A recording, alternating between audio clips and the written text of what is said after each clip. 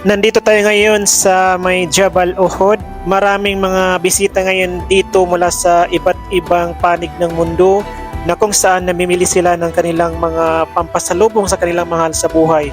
Ito na ngayon ang Jabal Uhud. Maraming nakadisplay ngayon ng mga paninda, mga iba't ibang mga giveaways na pwede niyong mabili at ipamigay sa mga mahal niyo sa buhay. Marami ding nakadisplay dito ng mga abaya, mga tube, mga perfume, mga giveaways or mga accessories na mabibili sa napakamurang halaga lamang. Dito rin matatagpuan ang iba't ibang uri ng dates, pinaka-popular na dates dito sa Madina Al Munawwara. Kaya sa mga may balak pupunta dito, the best timing is after Ashar, lalo na sa Friday kasi marami mga tao or marami mga bisita na pumupunta dito.